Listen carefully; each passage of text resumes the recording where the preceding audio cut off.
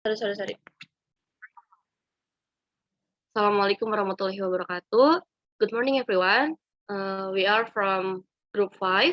On this occasion, we are gonna explaining our presentation. Okay. And for our material in this occasion is making inference. Me, Febriyanti Eryana Putri, and my partners Ayunah Zahra, Faeliza Jasmine, and Hanif Abdullah Riyadi. So, for the first material is, what is an inference? An inference is an idea or conclusion that's drawn from evidence and reasoning. An inference is an educated guess. Sometimes the topic of a text may not be stated anywhere directly. You must look for clues and try to guess what the passage about. This is called making an inference. Inference, in this inference, is a conclusion you reach by applying logic to the evidence you are given. You can make an inference when you use clues from the story to figure out something that the author doesn't tell you. And when you make an inference, be able to identify the clues that you use. And for the next material, we'll be explaining with my friends. Go ahead. And then for the kinds of inference, there are two kinds. And first, inference direct. Inference are conclusions drawn from only one premise or a proposition that is used to draw conclusions. The conclusion should not be drawn more widely than its premise. For example, Mom, tomorrow is my birthday. I was invited to dinner, but I have no new clothes, no longer the gift. Then for the inference of the proverb is that cannot go to birthday theme. And the second kind of inference is indirect inference. Inferences are conclusions drawn from two or more premises. The process of reason to form a new proposition on the basis of the major proposition or proposition. And for the example, there are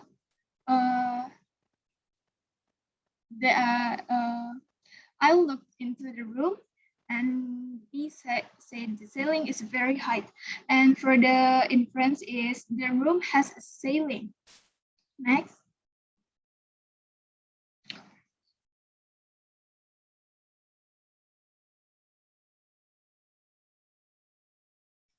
And next is an inference should be first, most writing suggests more than it says.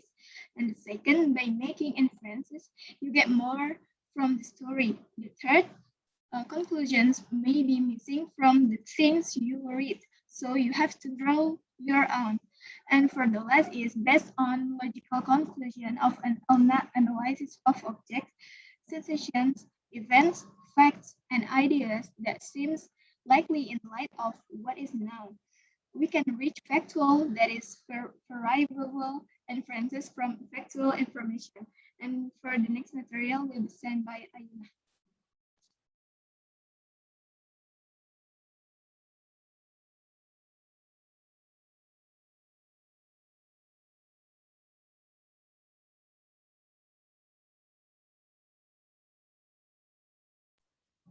How to make an inference. Number 1, identify an inference question. You will need to determine whether or not you are actually being asked to make an inference on a reading test. The most obvious question will have the word suggest, imply, or infer. Number 2, trust the passage. You will need to let go of your prejudices and prior knowledge and use the passage to prove that the inference you select is the correct one. Number 3, hunt for clues. The clues can be supporting details, vocabulary, character action, description, or dialogue. Number 4, narrow down the choices. Create all the clues to specific sentence and that the sentence referring to text. Number 5, practice. Write the inference where reference into the question are made on the first step. Next.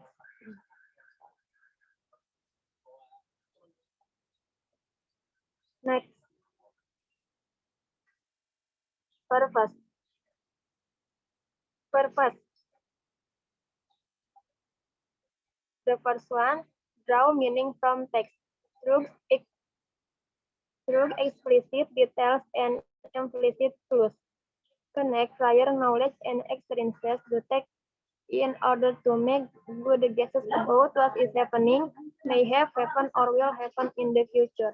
Next will be presented my friend. Okay. So for next, there's some tips for making an inference. For the first, read all the answer choice of the question with carefully. And the second one, then find the answer options in which there are clues, evidence, or facts that can be found in the text. The idea must be able to cover all the information in the text, can be used to make a conclusion or possibly become a conclusion. For the third one, eliminate wrong answer. And the last one is choose the most correct answer. Next, please. So for the example, here's the form of the example of making an inference. So you guys need to find some clues, facts, or evidence, and give it an underline for make it more easier. So you guys can read by yourself how the example is. Next, please.